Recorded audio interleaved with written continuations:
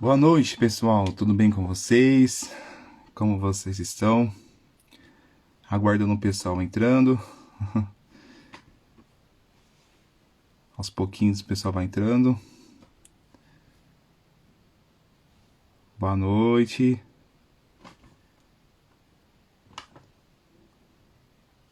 Olá, Letícia. Boa noite. Tudo bom?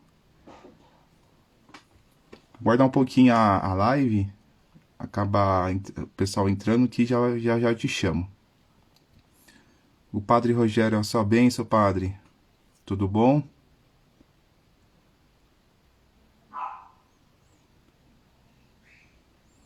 Como vocês estão? Tudo certo?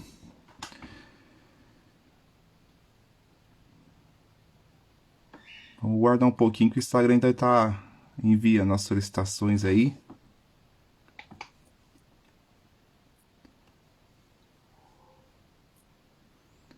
Hoje a live é sobre a questão de fé e esperança, né?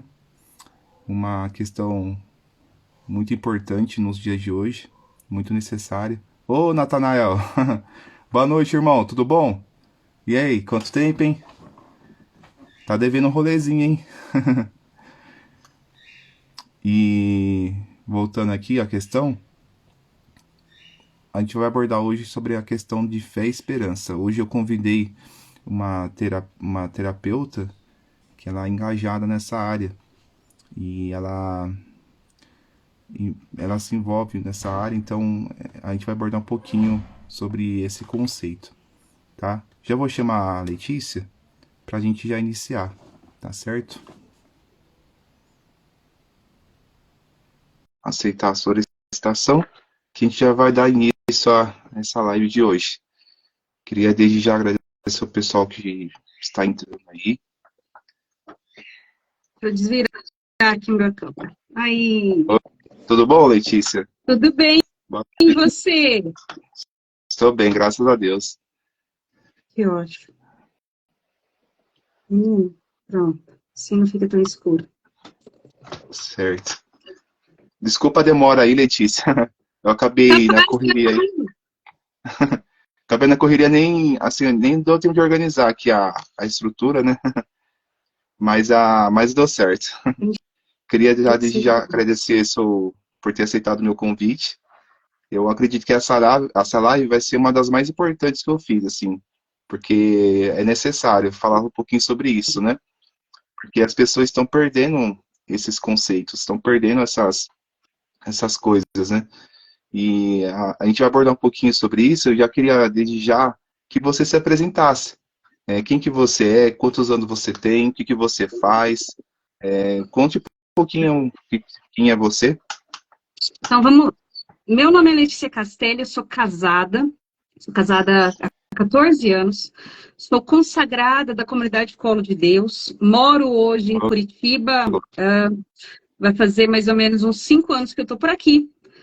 Larguei tudo em São José do Rio Preto, interior do estado de São Paulo, que era minha cidade natal. Abandonei família, deixei emprego, deixei casa e viemos ser missionários na comunidade de vida, o qual nós ficamos durante 1 ano e meio dentro da comunidade de vida. Quando a comunidade de vida aqui em Curitiba, ela se extinguiu, que foi o pessoal tudo para Jandaia do Sul. Hoje, a sede da Colo de Deus saiu de Jandaia do Sul, está em Maringá, todos os casais estavam lá. Nós ficamos aqui. Tenho 3 filhos, aqui então tem a comunidade de aliança, né? O pessoal que é da aliança da Colo de Deus.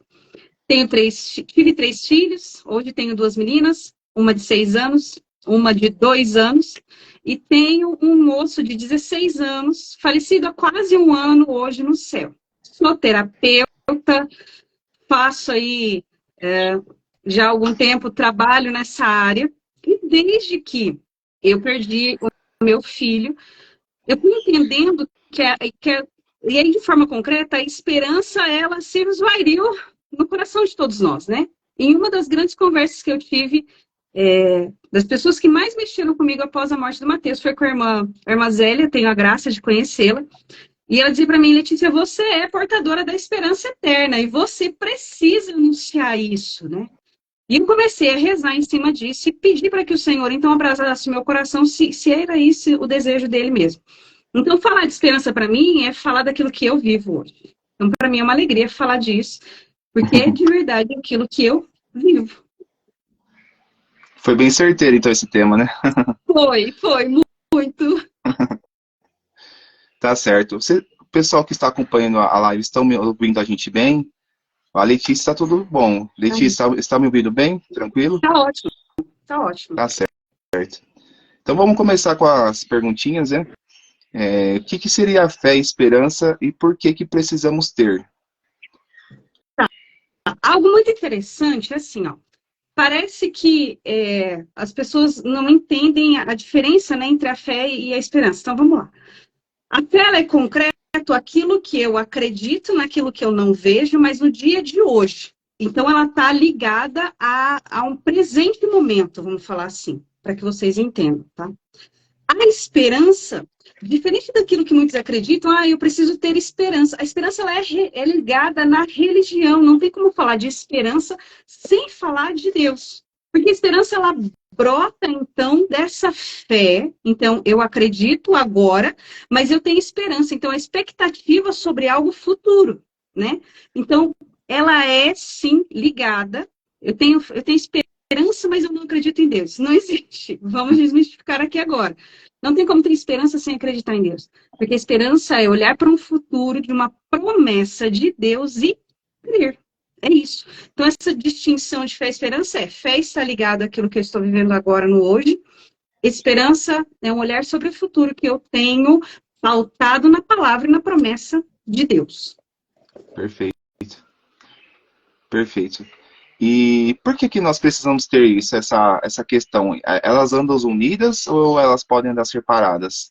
Não necessariamente uma pessoa que tem fé tem esperança. Uhum. É isso? Não necessariamente uma pessoa que tem a fé tem esperança. Como a fé está ligada muito naquilo que eu tenho vivido no tempo atual, então pode ser que a pessoa ela tenha um olhar somente para aquilo que ela vive hoje. Né? E a expectativa do futuro, e aí quando eu falo expectativa, eu não falo de algo fora de Deus, mas eu estou falando algo dentro dessa atmosfera, então, espiritual. Ela começa a olhar e não acreditar, não crer mais na promessa futura. Por que isso, tá?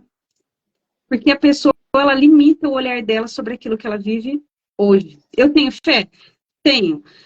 Acredito em Deus? Acredito. Mas acredito na possibilidade de que o amanhã será melhor? Não. Então, eu perco a esperança, esse laço da esperança que me puxa né, para aquilo que é melhor no futuro, eu acabo perdendo. Isso é muito ruim.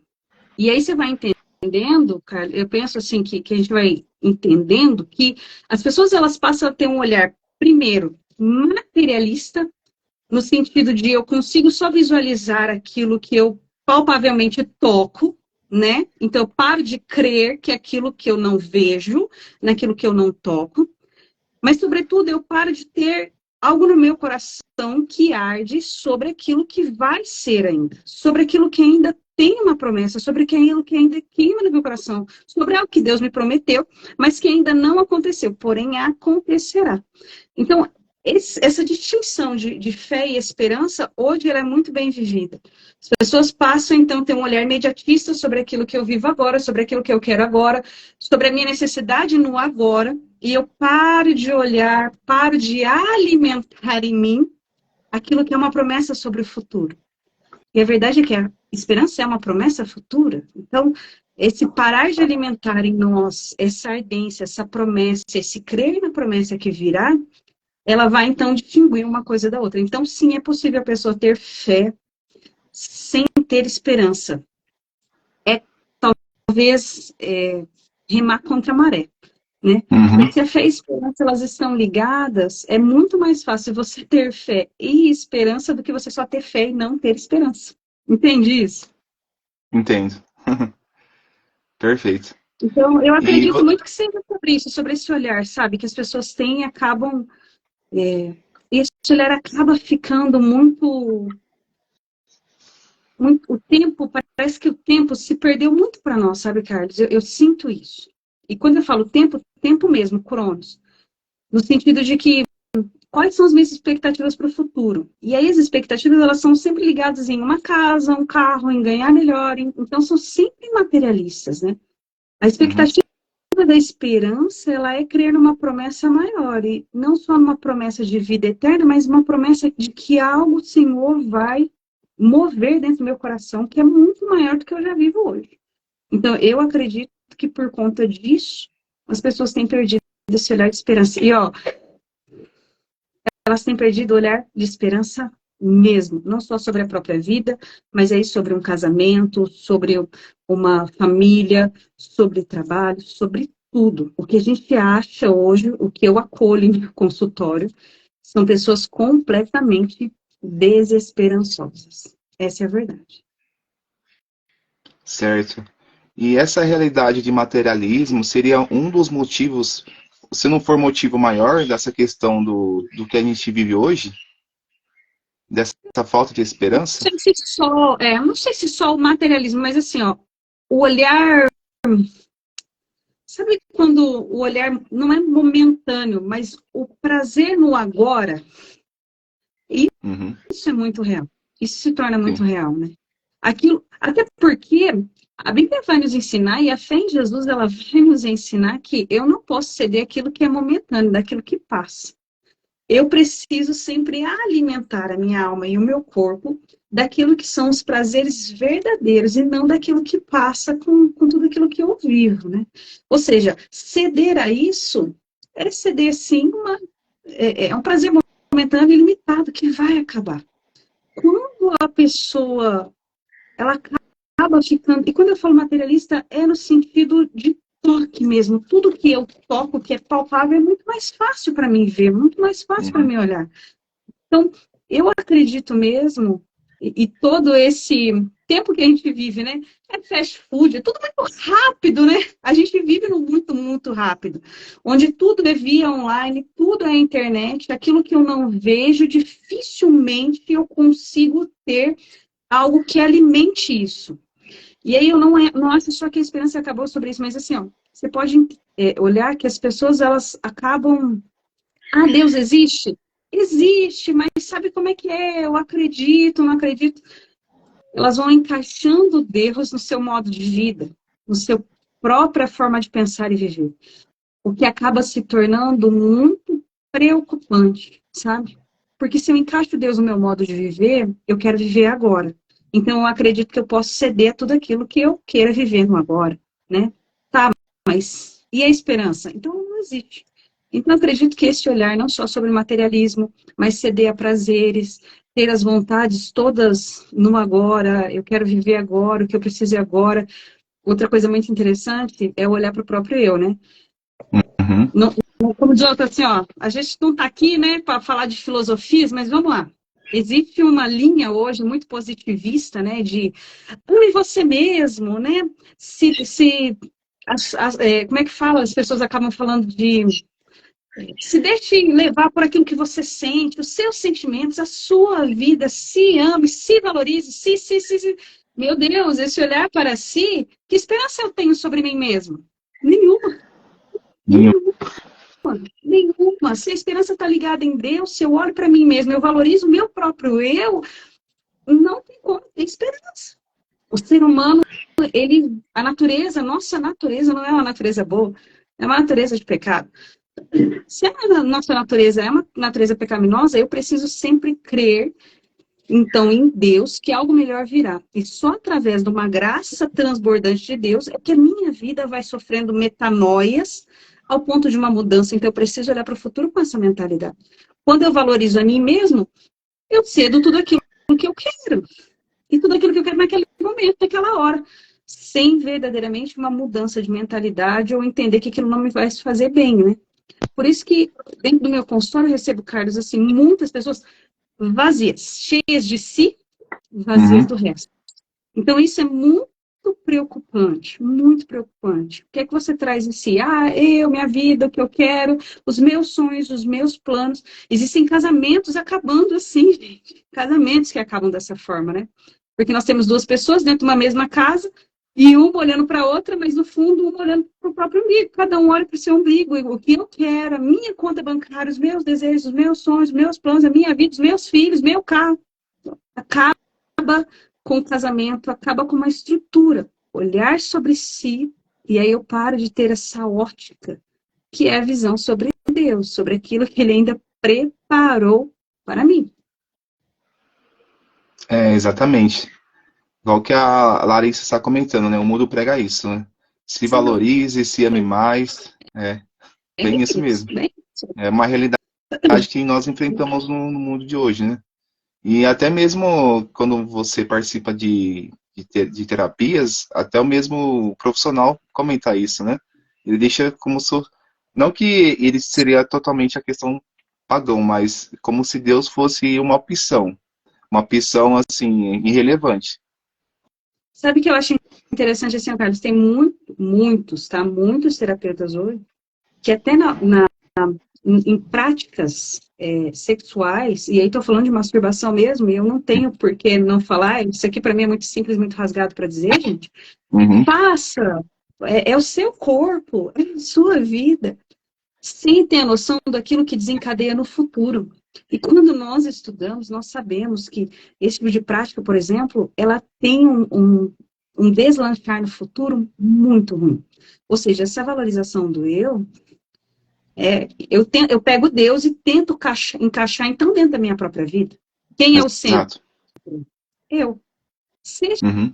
feliz, né? Se faça feliz, se dê a possibilidade de viver. Isso é uma valorização do eu muito, muito séria, né? Não só um egoísmo, mas um egocentrismo. Você tira Cristo e você põe você no centro de todas as coisas que você vive. É aquela tal coisa, eu malho, mas hoje eu posso comer, vou me dar o valor para comer, eu mereço. Sabe a história do meu mereço? Aham. Eu mereço. Vou comprar porque eu mereço, vou comer porque eu mereço, vou comer. Essa crença de merecimento, cuidado, minha gente, cuidado, isso é muito perigoso. Essa é a Demais. verdade. E por que as pessoas ainda resistem ainda em não ter fé e esperança? Ó, Uma pergunta difícil, né? eu acho que a pergunta não é difícil, difícil é a resposta. Porque assim, É. ó, por que as pessoas resistem? Porque para mim ter fé e esperança, primeira fé, para mim ter a fé, eu preciso aniquilar a mim mesmo. Uhum. Se eu tenho uma valorização do eu, como é que eu aniquilo a mim mesmo? É a primeira coisa que eu não quero. É abandonar meu querer, é abandonar o meu amor próprio para poder então seguir algo, ter fé. E aí, como fé, dentro de religiões bem com base, bem cristãs, todas elas vão falar disso. A gente tem, e hoje assim, Carlos, a gente tem uma crescência em coaches, e isso é muito real na esfera coach, né? Tem grandes pessoas coaches, são muito bons, gente, mas cuidado com essa mentalidade coach, porque ela vem para, de formas muito simples, valorizar você mesmo. Então, quando eu passo a valorizar a minha, é muito difícil eu ter um olhar de fé sobre aquilo que eu não vejo. Sobre aquilo que eu não vejo. A fé é isso, é aquilo que eu não vejo. Menino, até nem sabia que a gente ia entrar nisso. Hebreus 11. A fé é o fundamento da esperança, é a certeza a respeito do que não se vê. A fé, a certeza a respeito daquilo que não se vê. Então, eu acredito que quando eu preciso matar em mim, renunciar a mim, abandonar o meu querer, a minha vontade, os meus desejos e olhar, sobretudo, com um olhar de fé, né? Olhar para o Senhor, crer no Senhor, viver uma vida no Senhor, transformar, né? Jesus fala para Nicodemos, metanoia, Nicodemos, nós precisamos viver isso, é mudança de mentalidade, não é sobre você. No fim, é tudo sobre Ele. Então, as pessoas têm essa dificuldade. Eu vou à igreja até que ela me peça uma mudança. Eu creio em Jesus até que Ele peça para mim mudar a minha vida.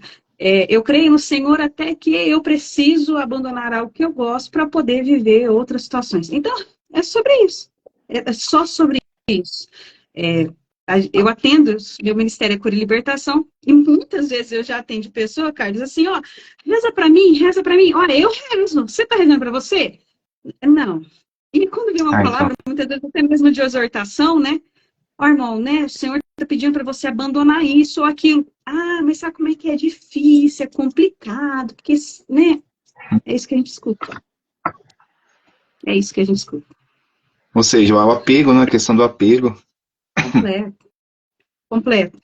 E o apego a si mesmo, né? Esse apego a si mesmo, né? Eu sou apegado a mim. E aí, essa força que me movimenta é o poder do meu próprio braço. Não é uma Uhum. fé, não é um crer em Deus, não é uma expectativa de esperança, não, não, não. É o poder do meu próprio braço. Então, eu quero viver sobre o meu próprio braço, sobre a força que me move. Criatura, que força que te move se não é Deus, filho, né? Se não existisse o sopro da vida dentro das suas narinas, não existiria vida. Mas essa valorização de si, e esse, eu faço, eu posso, eu consigo, é isso aí que tá dando, gente. Certo. Então, uma fé e uma esperança sem ação, ela é nula? De São Paulo que a fé sem obras é morta, né? Exatamente. Na verdade, assim, ó, olha que interessante. A esperança é o ato de ter expectativa, então, futura, né? Vamos tratar assim. Só que Uhum. quem espera, espera em ação. Quem tem fé, tem em ação. A fé, ela não é só nula quando eu não exerço ela, mas e não, quando eu digo assim, exerço ela para os outros, mas ela também é nula quando eu não exerço ela para mim mesmo. Porque eu não vivo uma vida, eu acredito, mas vamos lá, eu não vou a uma missa, eu não procuro um culto, eu não rezo um terço, eu não pego a minha Bíblia, eu não leio. Tá, mas o que é acreditar? Qual é a base de fé que você tem, então? Nenhuma. Nenhuma. Essa esperança da mesma forma, né? O que é que você acredita, então? Não é, eu tenho esperança. Esperança no quê? Em quem? Ah, não, esperança de que, né, se eu trabalhar muito, eu vou conseguir. Não, isso é expectativa, isso não é esperança. Uhum. Expectativas são frustradas, porque o ser humano ele é passível de frustração nas suas expectativas. O nosso imaginário, sabe, Carlos, ele mora muito nessas expectativas. Quando eu crio expectativas sobre algo, eu me frustro. Essa é a verdade. Quem não nos frustra? Deus. Porque a promessa ela é cumprida. Um dia que o Senhor nos faz uma promessa, eu lembro, olha só, quando eu vim para Curitiba, uma das promessas que eu tinha, né? Deus me prometeu, me deu uma palavra. Deixa teu pai, tua mãe, e eu te darei 100 vezes mais, né? Amigos, família. E quando eu vim para Curitiba, eu vim sem conhecer a comunidade, né? Mas eu não conhecia a cidade, eu não conhecia nada. Eu tinha vindo em 2 retiros aqui. E eu falava, Jesus, quando é que será que eu vou viver essa palavra na minha vida? Era uma promessa, promessa futura. Demorou para mim viver? Demorou um pouco. Mas hoje, eu tenho família, eu tenho amigos, eu tenho muito mais família do que eu tinha. Muito mais pessoas que me dão suporte de viver aquilo que eu vivo hoje, aqui em Curitiba. Então, o Senhor cumpriu a promessa? Cumpriu. Talvez se eu tivesse esperado somente sobre os meus próprios ombros, criado expectativas somente sobre a minha vida, sobre a força do meu braço, muito provavelmente eu já teria ido embora e abandonado a comunidade, abandonado aquilo que eu vivo aqui. Então, ela se torna nula se essa ação de exercício dentro de mim, ela não é verdadeira, né? Não só para fora, e aí quando, né, de ir, mas verdadeira aqui dentro, né? Ter uma intimidade com o Senhor verdadeira. Entra no teu quarto, fecha a porta e conversa com o teu pai que está no oculto no céu. Essa intimidade que arde em nós e que nos faz criar sobre um olhar sobre aquilo que ainda virá, uma promessa que ainda virá. Todos nós carregamos promessas dentro de nós. Essa é a verdade. Carregamos propósito de vida, carregamos sobre nós algo que o Senhor já decretou, já falou. Mas se eu não alimento dentro de mim essa fé, você nunca vai viver. Essa é a verdade, querido. Sentado no seu sofá, com perdão da palavra, né? Sentado aí no seu sofá, sem ação nenhuma, eu não tenho intimidade com Deus, eu não busco as práticas, eu não sigo nada. Não jogue a culpa em Deus depois por as suas próprias frustrações. Não tenho o que falar. Tá certo, Letícia. E eu queria comentar um pouquinho sobre o atentado que teve no Paraná, né? Qual cidade mesmo que foi o atentado na Foi em escola? Cambé, perto de Ponta Grossa, próximo a Ponta Grossa, um pouco mais longe aqui tá? Ponta Grossa está 1h30 daqui, mais ou menos, deve estar umas 2 horas daqui, Cambé, não é tão longe, tão distante aqui da capital. Certo. E eu acabei lendo o testemunho do casal que faleceu, né? Muito bonito, inclusive até um exemplo de fé e esperança, né? Que eles tinham acabado de se confessar com o padre relatou isso, né? E é muito bonito essa questão do testemunho deles, né? Entregaram a própria vida diante de uma barbárie, de uma tragédia, de uma pessoa que, assim, é uma pessoa monstruosa, né, que faz esse tipo de coisa, sabe? Que não tem esperança nenhuma, não tem sentido de vida, e o prazer dela é tirar a vida das pessoas, né?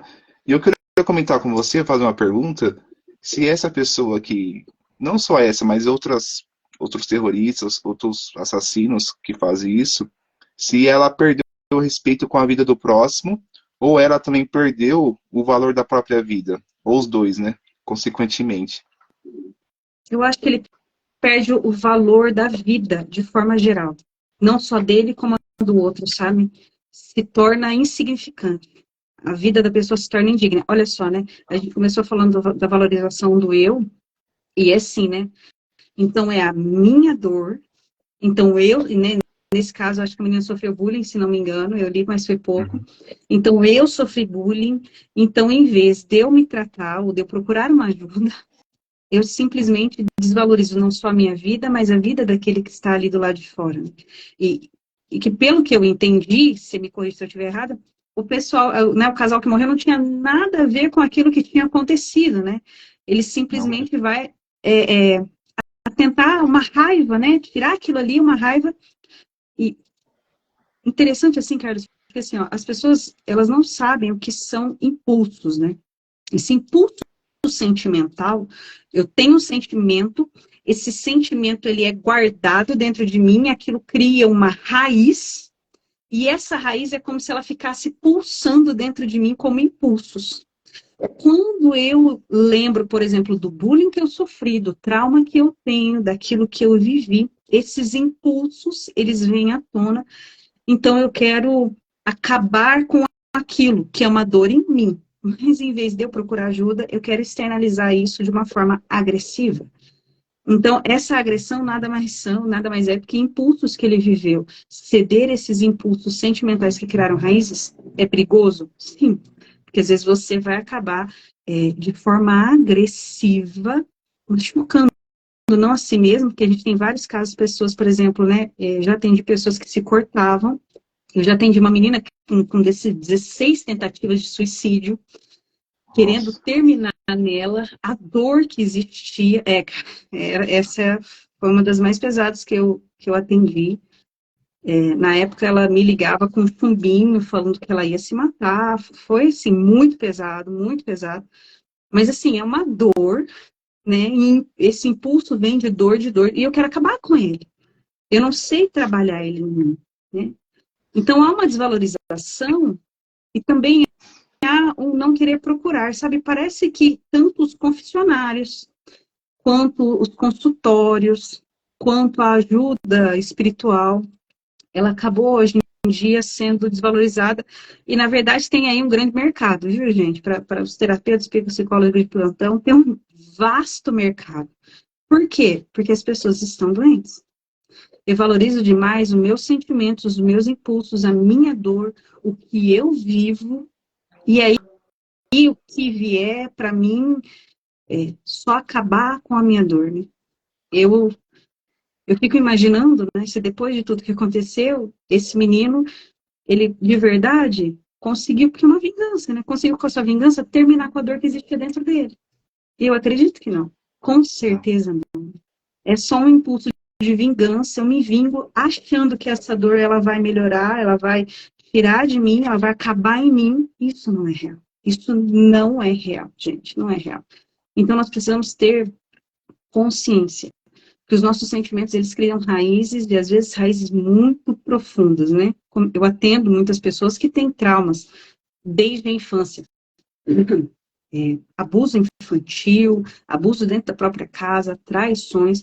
Então, esse sentimento, aquilo que eu vivo, ele vai criar uma raiz. Dentro dessa raiz vão surgir sempre os impulsos, e esses impulsos, eles sempre vão ser de uma forma externalizada, isso se não bem tratado, de uma forma ruim, gente. Cuidado. Então, tenham muito cuidado. A necessidade do ser humano hoje, né, não só de terapia, mas de padres, sabe? Grandes padres confessores, grandes pastores espirituais que consigam nos orientar e orientar uma vida, uma vivência em Jesus. Práticas espirituais conseguem, com facilidade, ordenar a nossa vida. O que parece assim, você vai num padre e o padre vai dizer para você, faça jejum. Você vai falar, meu Deus, mas e se eu conserto com jejum? Conserta bem, porque o jejum põe a nossa vida em ordem. Parece bobo para quem não entende, não tem sua fé com base. Mas quando Jesus fala para nós, gente, façam jejum, é isso, é ordenar a nossa vida carnal. Se eu ceder os impulsos, né? Se eu quero comer, filho, não é dia, você está em jejum, não como. Então, eu coloco em ordem minha vida carnal. Sobretudo, eu acabo colocando até em ordem os meus pensamentos. Começo a colocar em ordem os meus sentimentos. Então, eu preciso entender isso. Preciso buscar orientação. E não posso ter medo, né? Essa valorização eu lembro assim, ó, que quando eu era adolescente, Carlos, a gente quando a gente é adolescente, a gente não tem muito juízo, né? Parece que com 13, 14, 15, 16 anos, eu achava que eu sabia demais a minha vida, né? E eu tinha essa sensação que eu já tinha vivido muito e sabia muito, né? E aí a mãe e o pai, para um adolescente, se torna ali um adversário, um inimigo, né? Tudo que o pai e a mãe fala, a gente então rejeita, né? Não quero escutar, não quero ouvir, não quero aceitar. Mas a verdade é que se esses adolescentes bem formados e bem informados, o que é grande preocupação, né? Eles são informados pelo quê? Por uma mídia, né? São informados pelo TikTok, são informados pelo Instagram, são informados muitas vezes por uma mídia, né, dentro de uma sala de televisão, pouco formados pelos pais, que aí trabalham demais, estão fora o tempo todo, e quando não estão fora, estão no celular dentro de casa. Isso a gente pode prever as situações? Pode, gente. Pode. A gente consegue prever. É um olhar sobre a nossa própria casa. E a gente tem que ter esse cuidado de olhar sobre a nossa própria casa. O tempo todo. Acontecem situações que fogem do nosso controle? Acontece. E por conta dessas situações, nós precisamos pedir ajuda o quanto antes. O quanto antes. Não dá para negligenciar aquilo que se vive no mundo de hoje. Principalmente no meio das tecnologias que a gente tem, né? A gente vê tanto o Instagram sendo usado para tanta coisa ruim, né?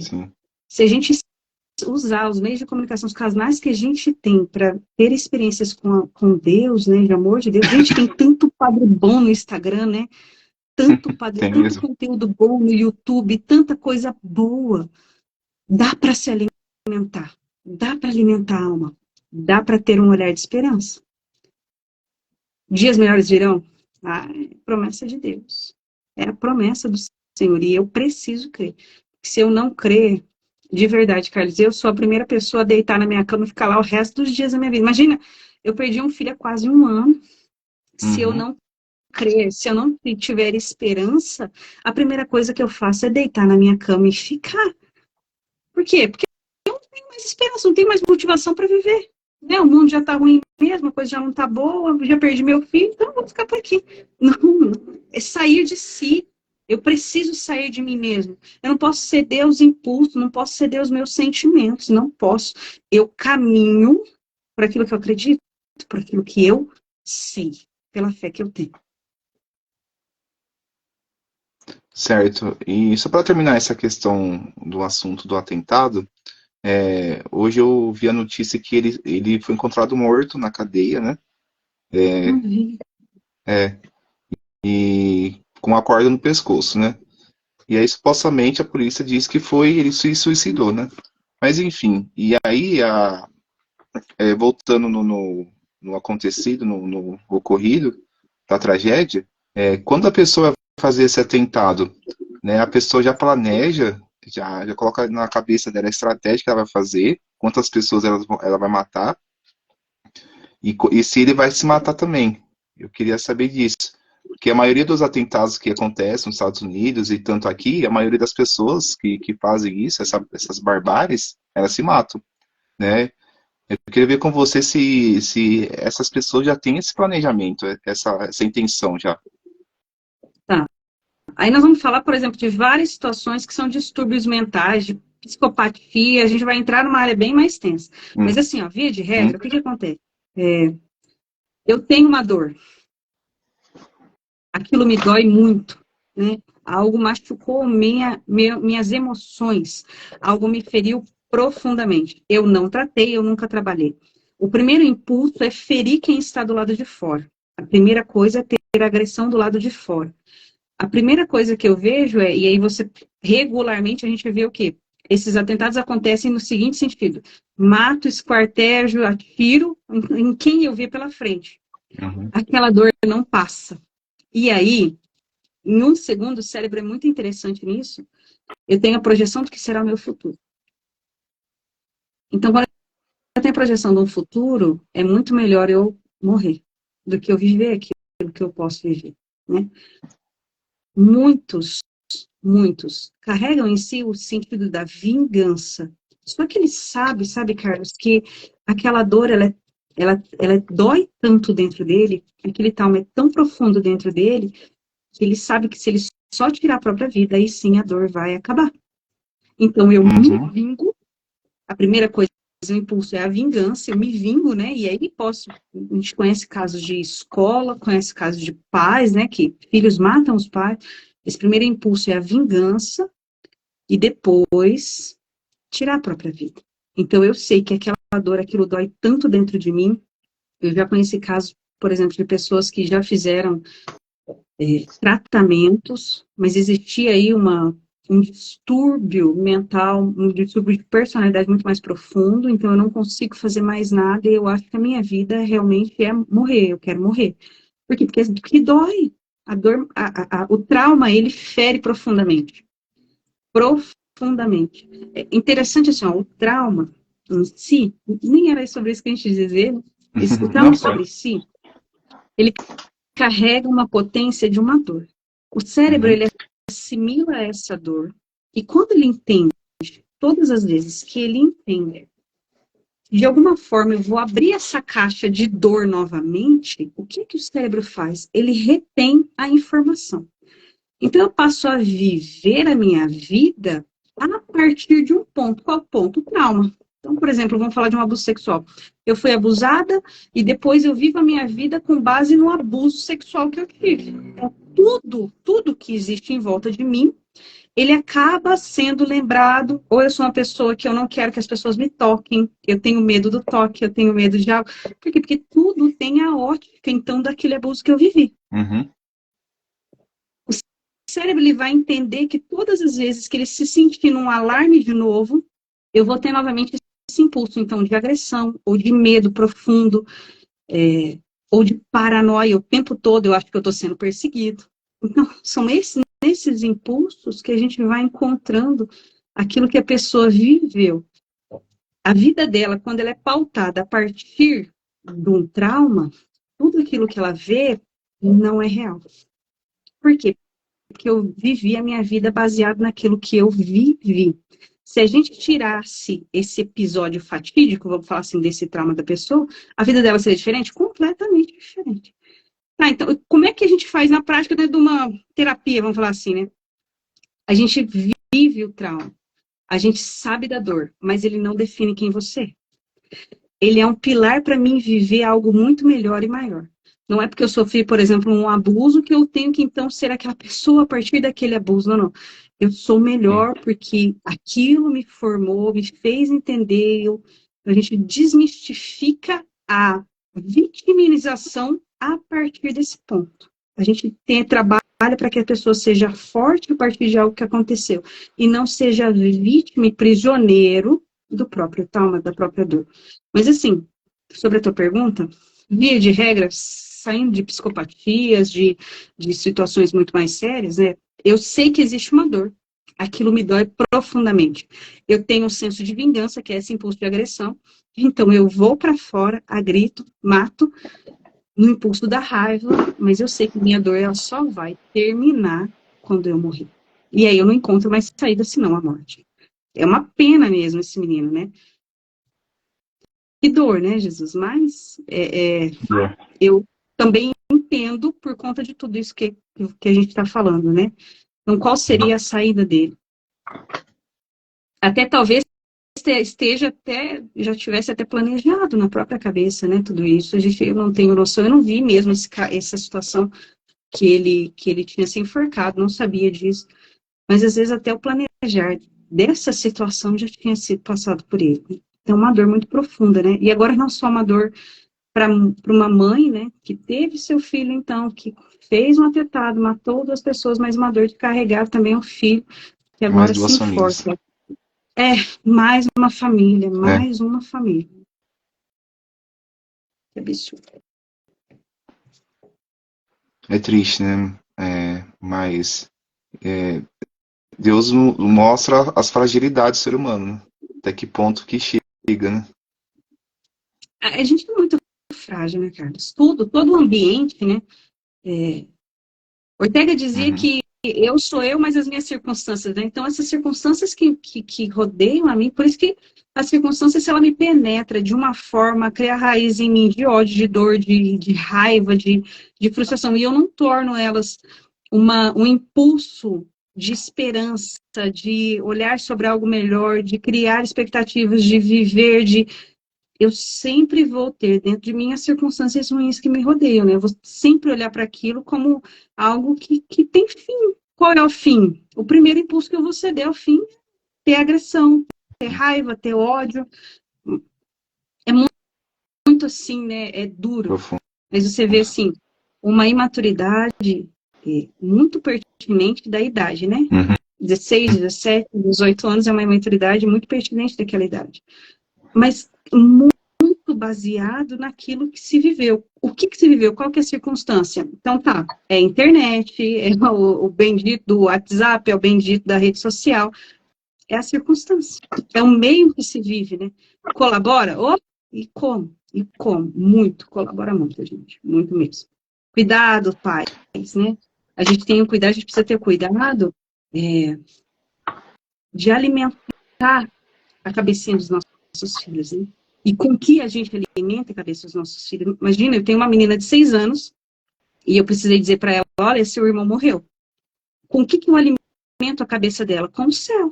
Filho, Mateus está no céu, ele nos espera lá, um dia nós vamos para lá, a gente precisa rezar para ser melhor, a gente precisa buscar uma santidade para que a gente esteja um dia com ele está num lugar muito melhor que nós. Então, eu preciso alimentar, né, a cabeça dela, todos os sentimentos que ela tem, para que um dia nós estejamos juntos também. Então, se eu não alimento de forma certa essa cabeça, né, na idade da Isabel, por exemplo, de 6 anos, que tudo pega, tudo, você vai olhar desenhos de hoje em dia, até Satanás está no desenho, gente, né, como se fosse amigo de uma criança. É uma projeção muito ruim. E se as projeções são ruins hoje, para daqui 10 anos as projeções vão piorar muito. Muito mesmo. Cuidado. Tenham sempre cuidado com isso. Certo, Letícia. A Drica perguntou o seguinte, se as pessoas não confundem fé com expectativa de que Deus vai fazer o que eu pedi na oração. Que você estava comentando, né, agora há pouco, sobre a questão das expectativas, né? É porque, assim, por que eu confundo a fé com a expectativa? De novo, a valorização do eu. Então, eu peço para o Senhor, em oração, coisas que eu quero viver. E quando eu recebo um não de Deus, eu não tenho maturidade para aquilo. E não é só sobre maturidade. Eu não tenho uma fé com uma base sólida, sabe? Então, eu crio uma expectativa de uma oração, por exemplo, eu rezo pedindo a Deus algo, né? Seja algo material, seja, né, o que for. Quando Deus me dá um não, vou pôr um exemplo bem prático. Rezei durante dias para que meu filho fosse curado. Meu filho não foi curado. Tá, e aí, eu me frustro? Não, não posso me frustrar. Deus é Deus e continua sendo Deus, com a minha frustração ou não, independe. É a minha vida que necessita dessa ação de fé. É a minha vida que talvez não entenda, sabe, Carlos? Eu não entendo aquilo que Deus não me deu. Os pedidos de oração que eu fiz, o Senhor não me concedeu, eu não entendo no agora. Mas se Deus é Deus, onisciente, onipotente, enxerga o futuro, Ele sabe ou não que Ele está me dando. Então, eu não posso... É ilógico para mim eu me frustrar, sendo que eu coloquei a minha vida na mão de Deus, permitindo que tudo Ele faça, sabendo que Ele é onisciente, Ele é onipotente, todo-poderoso, mas aí eu me frustro quando Ele fala para mim, não. É um filho, é uma criança, né? Ah, eu quero. Não, agora não. Não, agora não pode. Não, agora eu não te dou. Cria uma expectativa, sofro uma frustração. Tá aí, e aí? Então eu preciso trabalhar a fé em mim e em obras práticas, né? Para que eu entenda, ó, Deus disse não para mim agora, mas é porque Ele entende o futuro. E se eu tudo entreguei para Ele, eu preciso acreditar que aquilo que Ele está me dizendo não agora será melhor no futuro. E amém? Eu me entreguei na mão dele, eu creio nisso, né? Isso é a fé. Essa é a base sólida da fé. Certo. A Larissa, é a última pergunta antes de encerrar a live, tá? A Larissa, Tá ela perguntou o seguinte, se é possível convencer alguém a ter fé. Convencer. É possível. Mas sabe que eu acredito muito, e aquilo que arrasta, chama-se testemunho. Exatamente. Eu tenho um grande amigo que ele conta o seguinte, que fazia anos que ele já vivia dentro da igreja, mas que a mãe dele só entende que ele se converteu quando ele começa a arrumar a cama dele.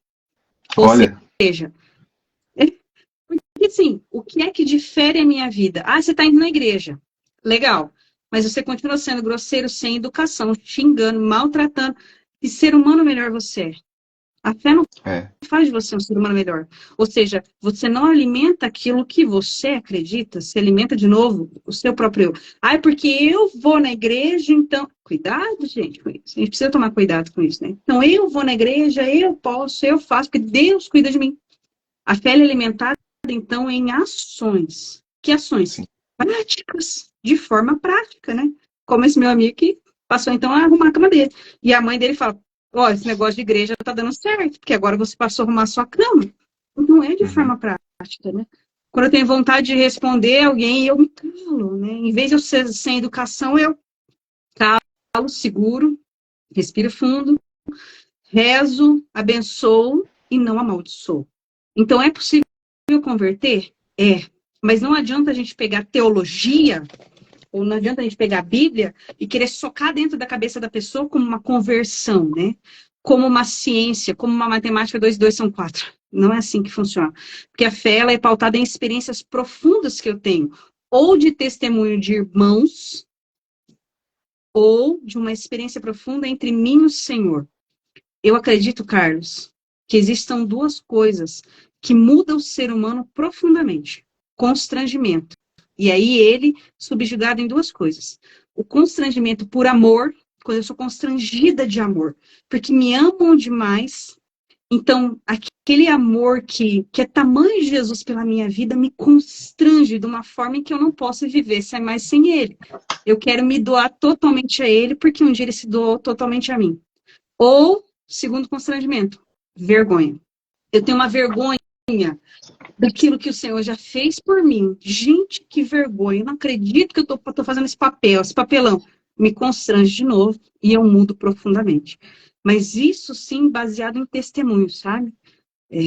Eu mudo a minha vida em ações práticas. E a conversão de outras pessoas vem por essas ações que se dão para fora, né? De dentro para fora, de forma prática mesmo. As pessoas olham a minha vida e falam, puxa, é isso, né? Mudou. Então, está vivendo algo com Jesus diferente.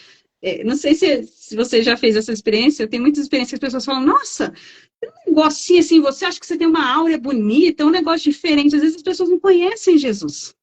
Essa é a verdade. Né? não têm uma experiência com Jesus, mas elas olham em você, elas sabem que algo é diferente. Cara, você carrega um negócio diferente em você. Eu sinto isso. Eu sinto uma paz quando você está perto, as pessoas não sabem falar o que é. Mas só nisso já existe um testemunho de fé. Só nisso. São Francisco dizia, né? Prega o evangelho, se preciso for. Eu ia comentar essa frase. Essa frase é incrível. Essa frase é a mais incrível que eu... É linda. Essa é uma frase que tem que ser real na nossa vida, né? Ela precisa ser real. Se preciso for. Né? Deixa as pessoas entenderem com esse negocinho que você tem, que você carrega. Não, é bonito isso, né? Tem uma paz perto de você, uma hora bonita, você tem um espírito bom. É isso, eu tenho mesmo. Mas o que eu tenho é um tesouro. O que é? Jesus. É o meu tesouro que eu carrego. Por quê? Porque arde no meu coração. Por isso que a fé ela precisa ser alimentada. Eu crer, mas não arder em mim, não faz de mim um cristão. Não faz de mim um cristão. Essa é a verdade. Essa é a verdade, Letícia. Pessoal que acompanhou essa live magnífica, estrondosa, né? Bem edificante, viu? Obrigado, viu, Letícia, por ter aceitado mais uma vez esse convite. E ao pessoal que acompanhou aí até o final, queria agradecer o pessoal que ficou acompanhando nessa live. Vou deixar salva, eu vou deixar ela salva no meu YouTube, no meu YouTube. Depois eu mando um link para a Letícia, depois se ela quiser ela divulga. Por favor. Vou fazer alguns cortes também, né, dessa live, que foi bem edificante. Eu gostei muito de ter feito. Que bom, Carlos. Eu fico feliz mesmo de estar aqui contigo, de falar aquilo que arde no meu coração, na minha vida, na minha história. É uma busca incessante. Todos os dias a gente busca viver melhor, todos os dias a gente busca viver uma fé pautada em Jesus Cristo, não algo passageiro, mas algo que nos leva a ser eternos, né? É isso que a gente é chamado, a eternizar na vida dos outros aquilo que era morto, né? Então, fazer reviver e levar a pessoa à eternidade. É isso que eu acredito, é isso que eu levo para dentro do meu consultório, é isso que eu levo para a minha vida, para aqueles que estão perto de mim, me conhecem e sabem que isso é real.